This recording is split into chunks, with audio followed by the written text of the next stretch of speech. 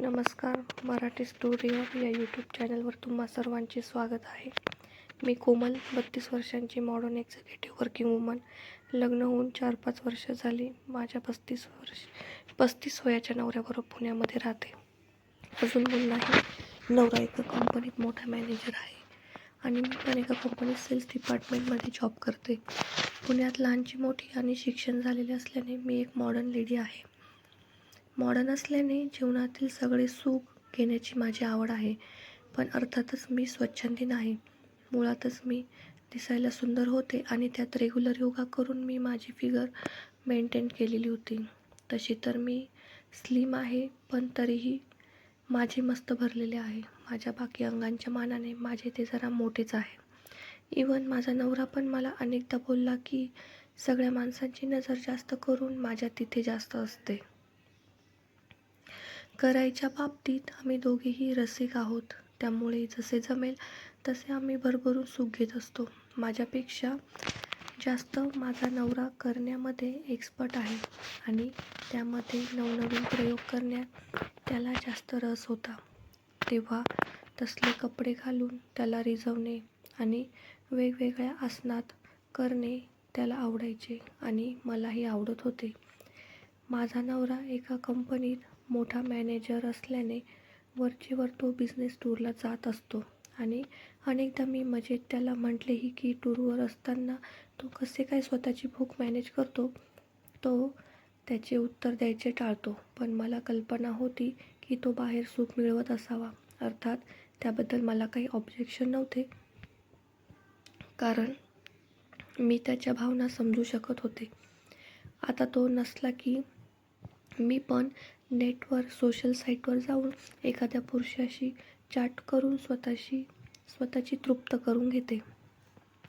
माझा नवरा वरचेवर बिझनेस टूरला जात असल्याने मी घरी बसून बोर होत असे, म्हणून मी पण जॉब करायला लागले. मी खरे तर टाइमपास म्हणून जॉब करत होते, पण आता त्यामुळेच माझे मन करिअरकडे जास्त ओढ घेऊ लागले. माझे ऑफिस घरापासून 1 तासाच्या अंतरावर होते आणि माझा नवरा मला आमच्या कारने ऑफिसला ड्रॉप करायचा आणि संध्याकाळी पिकअप करायचा. जेव्हा तो टूरला गेला असेल तेव्हा मी रिक्षाने ऑफिसला जायचे.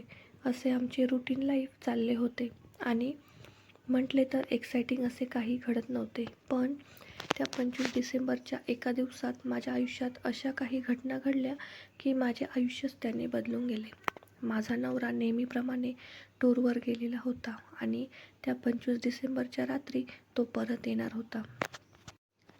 तो आला की त्या रात्री आम्हाला त्याच्या बॉसच्या घरी क्रिसमस सेलिब्रेशन पार्टीला जायचे होते. त्या दिवशी सकाळी मी रिक्षानेच ऑफिसला गेले होते. तसे त्या दिवशी मी जरा वेगळ्या मूडमध्ये होते, म्हणून मी ब्लॅक रंगाचा लेदरचा स्कर्ट आणि वर रेड डिझाईनचा टॉप घातला होता. नॉर्मली मी असे कपडे माझा नवरा मला आमच्या कारने ऑफिसला सोडतो तेव्हाच घालत असते. पण माझा मूड त्या दिवशी खरोखर थोडा एक्साइटिंग होता, म्हणून मी त्या दिवशी तो ड्रेस घालून रिक्षाने ऑफिसला गेले होते. पण संध्याकाळी ऑफिस संपल्यावर बाहेर आल्यानंतर मला कळले की रिक्षावाल्यांचा संप झालेला होता. तेव्हा एकही रिक्षा रस्त्यावर नव्हती. घरी परत यायला नवरा शहरात नसल्याने त्याची कारही नव्हती आणि आता रिक्षाही अवेलेबल नव्हती. तेव्हा आता बसने जाण्याशिवाय माझ्याकडे पर्याय नव्हता. मी बस स्टॉपपर्यंत चालत आले आणि गच्च भरलेल्या बस पाहून माझ्या छातीत धस्स झाले.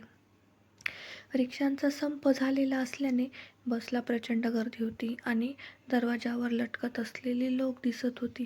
मी क्वचितच कधीतरी बसने प्रवास करत असे आणि म्हटले तर काही वर्ष झाली होती मी बसने प्रवासच केला नव्हता. तेव्हा आता अशी गर्दीने भरलेली बस पकडायची म्हणजे माझ्यासाठी एक मोठे आव्हान होते. मी जवळजवळ 3-4 बस सोडून दिल्या या विचाराने की पुढे येणारी बस थोडी मोकळी असेल, पण येणारी बस भरलेलीच होती आणि प्रत्येक वेळी वाटत होते की अरे आधीचीच बस बरी होती, थोडी गर्दी कमी होती. जवळजवळ तासभर झाला होता मी बस स्टॉपवर उभी होते आणि अंधार पडला होता. तेव्हा मग मी ठरवले की आता जी बस येईल त्यात कसेही करून शिरायचीच. पुढची आलेली बस पहिल्यापेक्षाही जास्त भरलेली होती आणि दरवाजातच 3 पुरुष लटकलेले होते. जेमतेम एक व्यक्ती आत शिरेल अशा दरवाजाच्या साईजमध्ये ते 3 जण कसे काय लटकत होते कोण जाणे. बस स्टॉपवर मी फक्त एकटीच बाई उभी होते म्हणून अशी भरलेली बस त्या ड्रायव्हरने श्रीदाक्षिण्य दाखवत माझ्यासाठी थांबवली. आता बाकी मला बसमध्ये शिरल्याशिवाय पर्याय नव्हता. दरवाजाला लटकत असलेले पुरुष बस थांबत असताना मला निरखून पाहत होते. त्यांच्या चेहऱ्यावरील चमक सांगत होती की मला बसमध्ये घेण्यात त्यांना मजा वाटणार होती. मला दरवाजातून आत शिरता यावे म्हणून मधले 2 पुरुष खाली उतरले आणि त्यांनी काहीसा मला आत शिरण्याचा इशारा केला. मी मनातून देवाचे नाव घेत बसच्या पायरीवर पाय ठेवला आणि स्वतःला त्या दरवाजातल्या गर्दीत झोकून दिले. मी पायरी चढले तसे खाली उतरलेले दोन्ही पुरुष माझ्या मागून वर चढले आणि त्यांनी जवळजवळ मला आत ढकलले. मी आपोआप बसच्या आत ढकलले जाऊन पुढे सरकू लागले. मागचे दोन्ही पुरुष माझ्या दोन्ही बाजूला चिटकत मला आत सारू लागले. त्या भरात ते माझ्या त्यांचे चांगले सुख घेत होते. एका हातावर लटकत असलेली पर्स सांभाळून दुसऱ्या हाताला जे काही आधाराला लागेल ते पकडत मी वर सरकू लागले. माझे पूर्ण अंग सगळ्या बाजूने त्यांच्या खाली दाबले गेले होते आणि मला जागमगल्यांची आणि मला जणू सगळ्यांनी जखडले होते असे मला वाटायला लागले. म्हटले तर तशा गर्दीत धक्का मारून पुढे सरकणे माझ्यासारखी स्त्रीला अजिबात शक्य नव्हते. पण पुरुष मंडळी मला पुढे सरकायला जागा करून देत होती. अर्थात त्याची पुरेपूर किंमत ते माझ्याकडून वसूल करून घेत होते. माझ्या याचा एकही इंच भाग असा राहिला नाही की ज्यांचा त्याला घासला जात नव्हता. आणि तेथेच बसच्या दरवाजातल्या पायऱ्या चढून वर आले. तेथे उभा असलेला एक मध्यमवयीन माणसाचा त्याला ॲक्सिडेंटली माझ्या हाताचा स्पर्श झाला. गर्दीतून वाट काढताना माझे हातही त्याला घासले जात होते आणि त्या भरातच माझ्या हाताचा स्पर्श त्याच्या तिथे झाला. मी ओशाळत त्याला सॉरी बोलले आणि पुढे सरकले. त्याचा हात त्याला घासूनच मी पुढे सरकले आणि तो मागून मला आणि जसे मी पुढे सरकू लागले तसे तो मला मागून जणू मला प्रोटेक्ट करतोय असे माझ्या मागे येऊ लागला. माझ्या खरे तर ते लक्षातच आले नाही कारण बसमधील त्या प्रचंड गर्दीच्या प्रवासाचे दिवे मी प्रथमच पार पाडत होते. तेव्हा माझ्या मनात फक्त त्या गर्दीचा विचार, बसमधला अंधुक प्रकाश, येत असलेले नानाविध कुबटसे वास हेच विचार होते. पुढे सरकत मी बसच्या मध्यावर येऊन थांबले. तेव्हा कोठे माझ्या लक्षात आले की तो माणूस दरवाजापासून माझ्या मागे मला चिटकून आला होता. इतर कोणी जर ते नोटीस केले असते तर कोणालाही वाटले असते की तो माणूस माझ्या बरोबरच आहे आणि गर्दीपासून तो मला प्रोटेक्ट करतोय. बस तशी जुनाटच होती आणि अत्यंत घाणेरडी होती. बसच्या इतर सगळ्या लाईट्स बंदच होत्या. फक्त मागचा दरवाजा आणि पुढच्या दरवाजातली लाईट सोडली तर. बाहेर रस्त्याच्या लाईट्सही डीम होत्या. त्यामुळे बसमध्ये जवळजवळ अंधारच होता. त्यात आणि गर्दीने बस पूर्ण भरलेली असल्याने ती गोगलगाईच्या गतीने हळूहळू चालली होती.